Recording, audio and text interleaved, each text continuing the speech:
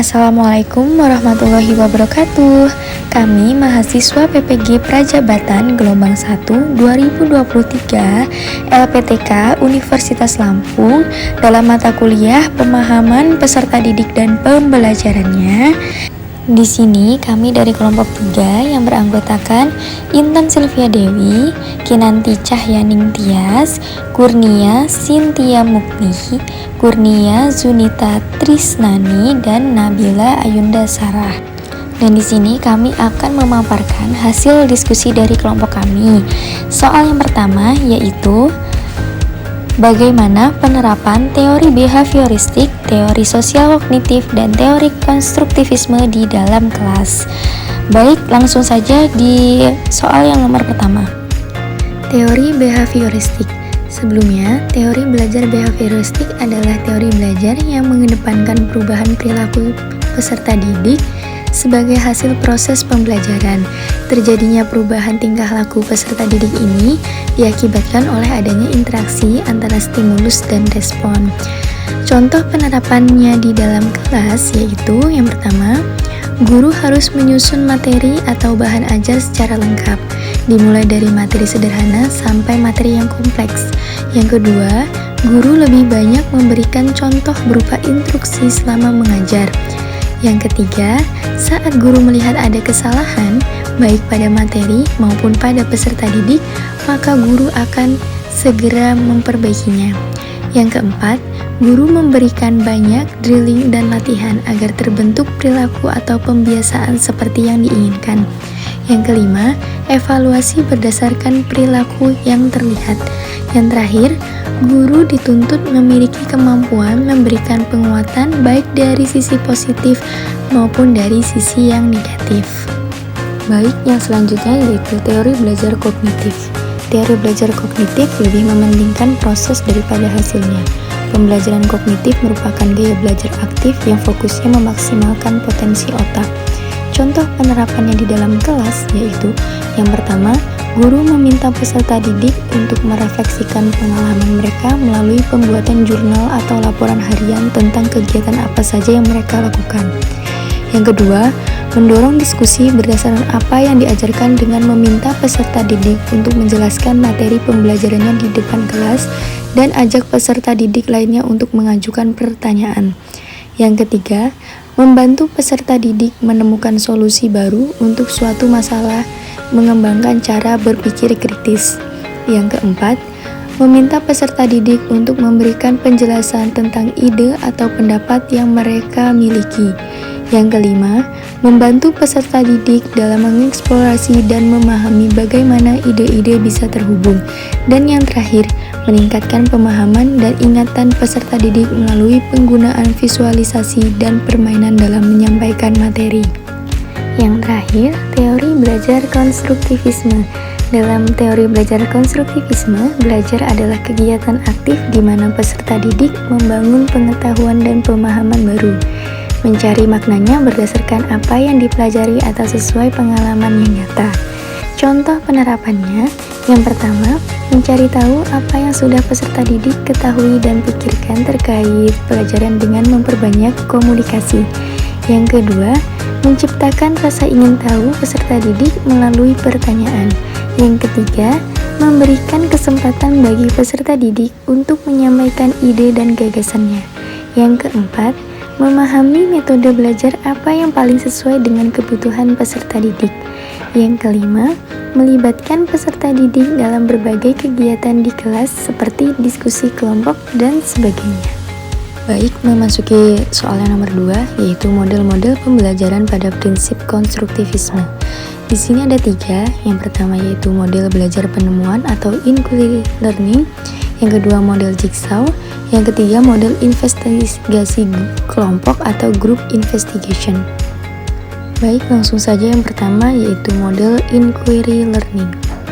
Model inquiry learning adalah kegiatan belajar yang menekankan pada pengembangan keterampilan, penyelidikan, dan kebiasaan berpikir yang memungkinkan peserta didik untuk melanjutkan pencarian pengetahuan. Manfaatnya, yang pertama, mampu mengembangkan keterampilan bertanya, penelitian, dan komunikasi. Yang kedua, meningkatkan kolaborasi dan kerjasama antara peserta didik atau kelompok untuk mendapatkan hasil belajar yang maksimal. Yang ketiga, mampu memecahkan masalah, membuat solusi dan mengatasi pertanyaan dan masalah kehidupan nyata. Dapat mengembangkan bakat, mengembangkan keterampilan berpikir kritis atau critical thinking skills, dan meningkatkan keberhasilan belajar. Yang keempat, meningkatkan partisipasi dalam penciptaan dan perbaikan ilmu pengetahuan dalam belajar.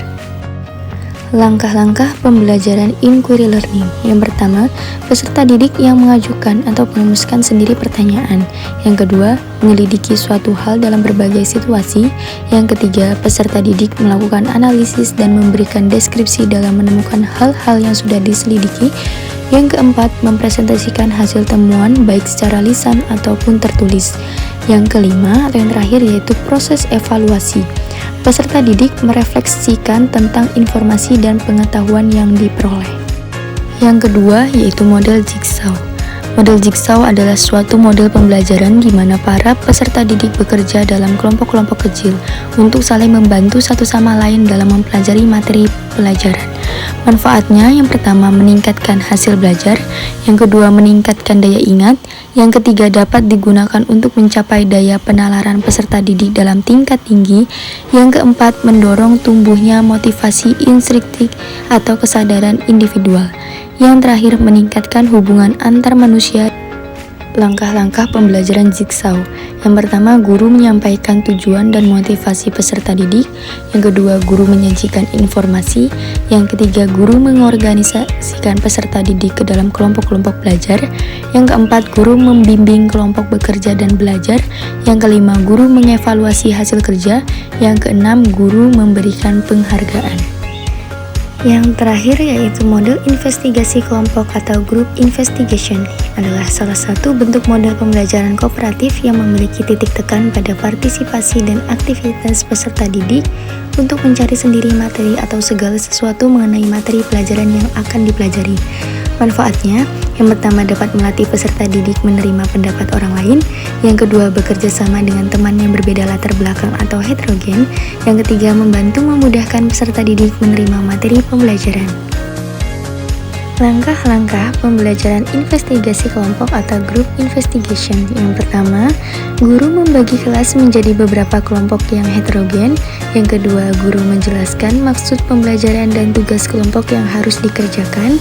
Yang ketiga, guru mengundang ketua-ketua kelompok untuk memberikan materi tugas secara kooperatif dalam kelompoknya.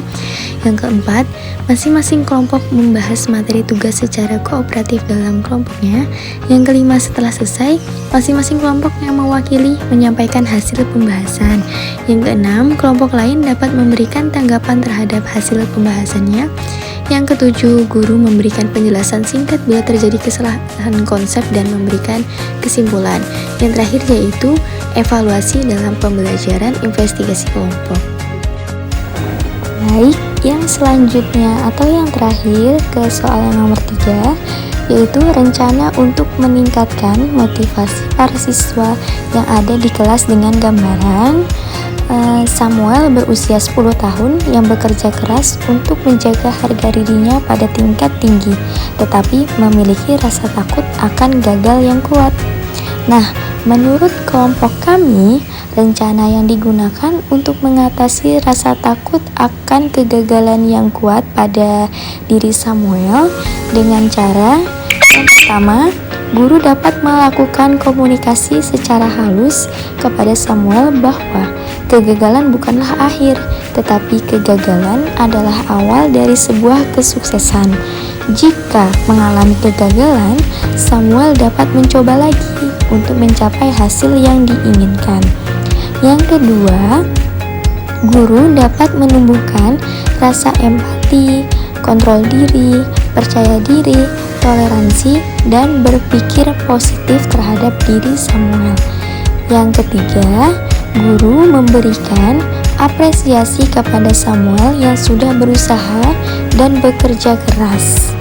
Baik, lebih detailnya menurut kelompok kami, yaitu kelompok 3, cara memotivasi Samuel yang takut akan kegagalan, yaitu membangun motivasi pada Samuel yang dapat dilakukan dengan melatih Samuel untuk percaya diri, mengingat Samuel sudah bekerja keras dan menjaga harga dirinya pada tingkat yang tinggi, atau bisa dibilang Samuel ini perfeksionis.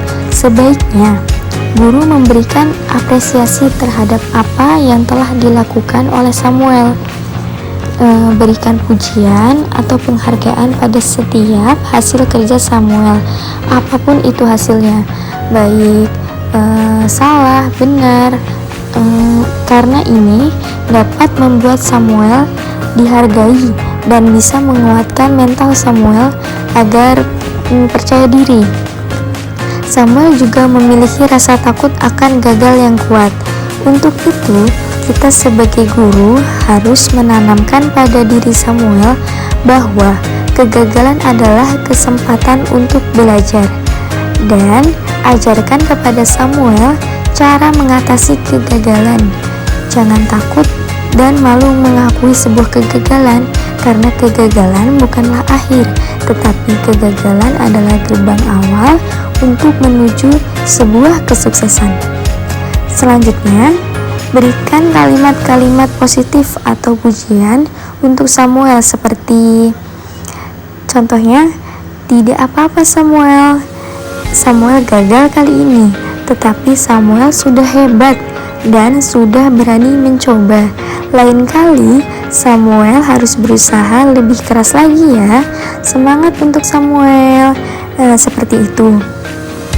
Selain itu, guru juga bisa memberikan cerita tentang orang-orang yang pernah gagal sebelum meraih kesuksesannya, baik cerita dari guru itu sendiri maupun cerita-cerita orang lain yang dapat membangkitkan semangat untuk Samuel agar tidak takut akan kegagalan yang ditakuti oleh Samuel tersebut. Baik, itu saja menurut kelompok kami rencana yang digunakan untuk mengatasi rasa takut akan kegagalan yang kuat pada Samuel. Dan itu saja hasil diskusi atau pemaparan dari soal-soal ruang kolaborasi yang terdiri dari 3 soal. Yang pertama, berikan penjelasan bagaimana penerapan teori behavioristik, teori sosial kognitif, dan teori konstruktivisme di dalam kelas. Yang kedua, yaitu berikan penjelasan model-model pembelajaran apa saja yang terbentuk berdasarkan prinsip konstruktivisme. Yang ketiga, diskusikan dalam kelompok. Buatlah rencana untuk meningkatkan motivasi para siswa yang ada di kelas dengan gambaran Samuel berusia 10 tahun yang bekerja keras untuk menjaga harga dirinya pada tingkat yang tinggi, tetapi memiliki rasa takut akan gagal yang kuat. Itu yang sudah ada di dalam video kami. Jawabannya kami dari kelompok 3 yang terdiri dari Intan Sylvia Dewi, yang kedua Kinanti Cahyaningtyas, yang ketiga Kurnia Cynthia Mukti, yang keempat Kurnia Zunita Trisnani, yang kelima atau yang terakhir yaitu Nabila Ayunda Sarah. Kami dari mahasiswa PPG Prajabatan Gelombang 1 2023, bidang studi pendidikan guru sekolah dasar LPTK Universitas Lampung, kelas Metro B, mengucapkan terima kasih dan semoga apa yang kita sampaikan di video ini dapat bermanfaat bagi semua yang menonton. Wassalamualaikum warahmatullahi wabarakatuh.